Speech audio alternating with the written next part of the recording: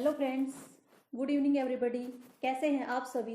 मैं doctor Poonam Gupta education library के इस यूट्यूब चैनल पर आप सभी का स्वागत करती हूं। आप 2-3 दिन से पढ़ रहे हैं कम्युनिकेशन। ठीक, कम्युनिकेशन के बारे में आपकी बेसिक अंडरस्टैंडिंग बन गई होगी। और कल हमने पढ़ा था मॉडल्स ऑफ कम्युनिकेशन। कल हमने मॉडल्स ऑफ कम्युनिकेशन की बेसिक अंडरस्टैंडिंग की थी कि मॉडल्स ऑफ कम्युनिकेशन कितने टाइप के हैं। मॉडल्स ऑफ कम्युनिकेशन 3 टाइप के हैं, कल हमने पढ़ा था। फर्स्ट क्या था, लीनियर मॉडल, और सेकंड था ट्रांजैक्शनल, और थर्ड था इंटरएक्टिव मॉडल ऑफ कम्युनिकेशन। ये हमने 3 मॉडल पढ़े थे कल इनके बारे में हमने बेसिक चीजें जानी थी कि लीनियर मॉडल ऑफ कम्युनिकेशन क्या होता है। वन वे कम्युनिकेशन होता है, इसमें हमें फीडबैक नहीं मिलती, जैसे कि हम टीवी के थ्रू पढ़ते हैं, रेडियो के थ्रू पढ़ते हैं। ट्रांजैक्शनल मॉडल है 2 वे, इसमें तुरंत फीडबैक मिलती है, फेस टू फेस होता है, जैसे हम क्लासरूम में करते हैं। इंटरैक्टिव मॉडल होता है थ्रू मीडियम, किसी भी मीडियम के थ्रू हम क्या करते हैं, पढ़ाई करते हैं, थ्रू मीडिया। ठीक है, तो इनके बारे में हमें पता है। लीनियर मॉडल 1 वे, ट्रांजैक्शनल मॉडल 2 वे, और इंटरैक्टिव मॉडल है थ्रू मीडिया। तो ये हमने कल पढ़ लिया था। आज हम इससे आगे बढ़ेंगे। जो भी स्टूडेंट इस क्लास को देख रहा है वो पहले वाली क्लास देख के आए, तभी ये क्लास समझ में आएगी, नहीं तो समझ में नहीं आएगी। तो आज हम उन्हीं को देखेंगे। आपने कल ये भी देख लिया था कि लीनियर मॉडल में क्या है, कौन से टाइप है, जैसे कि एरिस्टोटल का है, लोसवेल का है। ठीक है, ट्रांजैक्शनल में कौन सा है, डीन बर्लैंड का है। तो ये देख लिया था। तो आज इसके अंदर देखेंगे हम कि एरिस्टोटल ने क्या बताया है, लोसवेल ने क्या बताया है, सैनन एंड वीवर ने क्या बताया है। ये इस टाइप से पूछ लिया जाता है कि सैनन एंड वीवर ने जो कम्युनिकेशन के स्टेप्स बताए हैं उनको सीक्वेंस में लगाओ। ठीक है, तो हमें सबके स्टेप्स का पता होना चाहिए। तो चलिए स्टार्ट करते हैं। पहला मॉडल है हमारा एरिस्टोटल का मॉडल, सबसे ओल्डेस्ट है। ये क्या है, ओल्डेस्ट है, यानी कि सबसे पहले दिया था। अरिस्टोटल ने क्या बताया, अरिस्टोटल ने 4 ही बात बताई कि कम्युनिकेशन की जो प्रोसेस होती है उसमें स्पीकर होता है, स्पीकर के पास एक मैसेज होता है और वो लिसनर को भेज देता है, यानी कि लिसनर उसको समझ लेता है। और फिर क्या होता है, इफेक्ट का मीनिंग है फीडबैक। फीडबैक का मतलब यहाँ वापिस करने का नहीं है। जैसे कि हमारी जो सिंपल प्रोसेस होती है उसमें क्या है, सेंडर है, सेंडर के पास मैसेज है, वो क्या करेगा, एनकोड करेगा और उसको क्या कर देगा, रिसीवर के पास भेज देगा। रिसीवर उसको रिसीव कर लेगा और फिर वो क्या करेगा, डिकोड करेगा और फिर क्या करेगा, फीडबैक जो है वापिस आती है, तभी तो कम्युनिकेशन कंप्लीट होती है। लेकिन ये क्या है, लीनियर मॉडल ऑफ कम्युनिकेशन है। जो लिसनर है उसने समझ लिया है, जो मैसेज उसके पास आया है उसने समझ लिया है, दैट्स इट। उसके दिमाग में कुछ है लेकिन वो वापस नहीं कर रहा, एरो ऐसे ही चल रही है। ठीक है, तो ये 4 बातें याद रखनी है एरिस्टोटल के मॉडल में। अगर पूछ ले तो स्पीकर, मैसेज, लिसनर और इफेक्ट या फीडबैक, ये 4 बातें, मतलब वापस कुछ नहीं जाता है, एक जाएगा, एक लाइन में मतलब चल रहा है। ये है एरिस्टोटल का मॉडल। इसके बाद है लोसवेल मॉडल ऑफ कम्युनिकेशन। लोसवेल ने देखो क्या बताया, लोसवेल ने भी यही बताया, एक सेंडर होता है, सेंडर के पास क्या है, मैसेज है, चैनल के थ्रू वो भेज देगा रिसीवर के पास, और रिसीवर के पास क्या है, समझ में आ गया वो मैसेज, उसके पास फीडबैक है, दिमाग में है कुछ लेकिन वो वापस नहीं कर रहा, क्योंकि ये मॉडल कौन सा है, लीनियर है। तो ये तुम्हें याद रखना है कि लोसवेल ने 5 बातें बताई हैं और जो एरिस्टोटल का है ये इसमें 4 हैं, स्पीकर, मैसेज, लिसनर और इफेक्ट। इसमें देखो ये भी कई बार इसको sender, message, channel, receiver, feedback ये ना कह के ऐसे भी पूछ लेगा, इनको भी आगे पीछे दे देगा और तुम्हें क्या करना है, सीक्वेंस में लगाना है। तो हु का मतलब सेंडर, वट मतलब मैसेज, कुछ तो होगा वट, और चैनल हाउ कैसे भेजेगा, रिसीवर हुम जिसने भी रिसीव किया, और इफेक्ट क्या हुआ, फीडबैक। तो ये ऊपर वाली 5 बातें भी तुम्हें याद रखनी है, हु, वट, हाउ, हुम, इफेक्ट। इनको भी आगे पीछे दे देगा, सीक्वेंस में लगाना तुम्हें आना चाहिए। फिर इसके बाद है सैनन एंड वीवर का मैसेज। सैनन एंड वीवर के इस मैसेज को क्या बोलते हैं, मैथमेटिकल, सैनन एंड वीवर के ही इस मॉडल को मॉडल को क्या बोलते हैं, मैथमेटिकल भी बोलते हैं और टेलीफोनिक मॉडल ऑफ कम्युनिकेशन भी बोलते हैं। शैनन एंड वीवर ने क्या बताया है, शैनन एंड वीवर ने सबसे पहले नॉइज के बारे में बताया। एक तो ये ध्यान रखना है, सबसे पहले उसने क्या बताया, नॉइज के बारे में बताया कि जब हम कम्युनिकेशन करते हैं तो नॉइज नाम की एक क्या आ जाती है, बैरियर आ जाती है। जैसे उसने एक्सपेरिमेंट किया होगा, टेलीफोन के ऊपर बात करके देखी होगी, तो जैसे ये तो हमें भी पता है, जैसे हम टेलीफोन पे बात करते हैं, मोबाइल पे बात करते हैं, तो कई बार क्या आ जाती है, कम्युनिकेशन में दिक्कत आ जाती है। किसकी वजह से, एनवायरमेंट कंडीशन की वजह से नॉइज में दिक्कत आ जाती है, आवाज सुनने में, समझने में। तो सबसे पहले अगर ये पूछ ले कि सबसे पहले नॉइज का कंसेप्ट, नॉइज बैरियर को किसने बताया, तो शैनन एंड वीवर ने बताया था अपने मॉडल में। अब देखो इसने इसके सीक्वेंस क्या बताए हैं, कम्युनिकेशन के सीक्वेंस बताए हैं, source of the information. Source का मतलब यहाँ पे क्या है, सेंडर ही है। जैसे मैं हूं, ठीक है, मैं मैसेज दे रही हूं, तो मैं क्या हूं, सोर्स हूं, मेरे द्वारा ही तो मैसेज जा रहा है, तो उसको चाहे तुम सेंडर बोल लो, चाहे सोर्स बोल लो, कुछ भी बोल लो। जैसे एक क्वेश्चन मैंने पूछा था, एक जब हमने प्रैक्टिस वाली वीडियो डाली थी, तो उसमें क्या हुआ था, एक क्वेश्चन था कि कैसे लगाओ, जो कम्युनिकेशन के स्टेप्स हैं उनको कैसे लगाओ, सीक्वेंस में लगाओ। उसमें सेंडर नहीं था, सोर्स था। तो सोर्स को देख के कंफ्यूज नहीं होना, सोर्स मतलब सेंडर ही है। तो इसने क्या बताया, सोर्स ऑफ द इंफॉर्मेशन, वो क्या करेगा, ट्रांसमिट करेगा, फिर चैनल के थ्रू क्या कर देगा, भेज देगा, और रिसीवर उसको क्या कर लेगा, इसमें एक्सेप्ट कर लेगा। यानी कि डेस्टिनेशन का क्या मतलब है, इसमें फीडबैक नाम की कोई चीज नहीं है, फीडबैक नाम की कोई चीज नहीं है इसमें। शैनन एंड वीवर ने फीडबैक का तो जिक्र ही नहीं किया। ये 2020 में भी क्वेश्चन पूछा हुआ है, ऐसे ही उसने स्टेप दे रखे हैं और उनको सीक्वेंस में लगाना है। जो 3 ऑप्शन है ना, ऑप्शन 4 हैं, A B C D, option 4 है, और क्वेश्चन में ऐसे है कि शैनन एंड वीवर के जो स्टेप हैं उनको सीक्वेंस में लगाओ। 3 ऑप्शन में क्या है, फीडबैक है, 3 ऑप्शन में क्या है, फीडबैक है, और एक ऑप्शन में फीडबैक है ही नहीं। यानी कि शैनन एंड वीवर ने फीडबैक का जिक्र ही नहीं किया। फीडबैक की जगह क्या लिखा है, उसने डेस्टिनेशन लिखा है।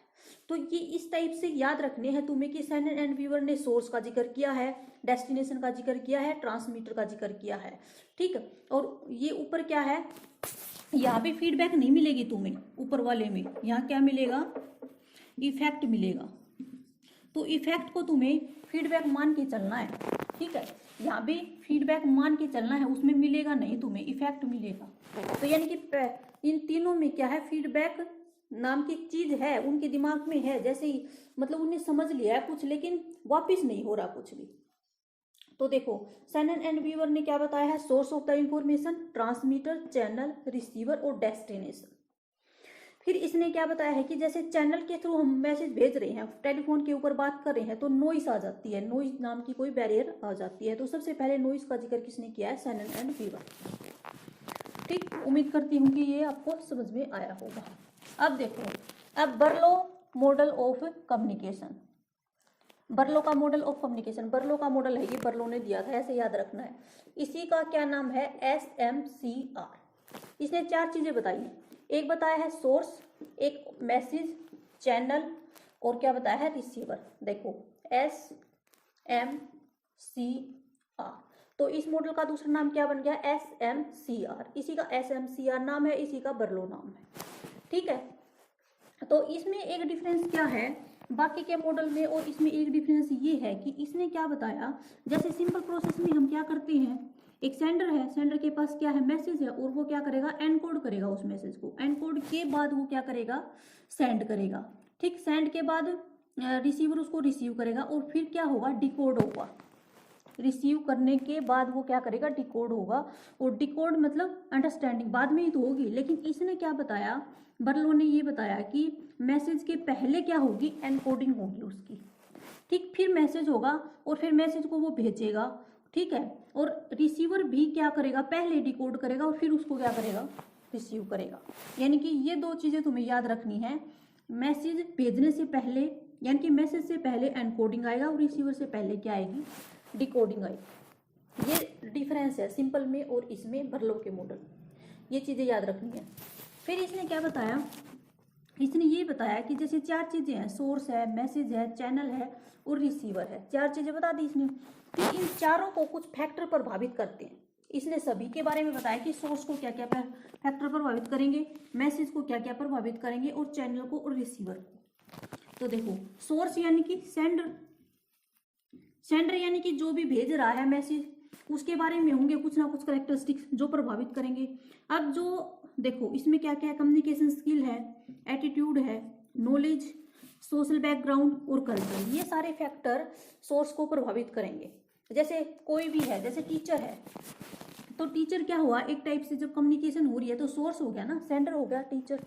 टीचर के पास अगर कम्युनिकेशन स्किल नहीं है तो क्या कम्युनिकेशन इफेक्टिव होगी? नहीं होगी। तो उसकी जो कम्युनिकेशन स्किल है वो किसको प्रभावित करेगी? कम्युनिकेशन को प्रभावित करेगी। टीचर का एटीट्यूड भी प्रभावित करेगा। नॉलेज, अगर टीचर को नॉलेज ही नहीं है तो वो कैसे कम्युनिकेट कर पाएगा? तो नॉलेज भी प्रभावित करेगी।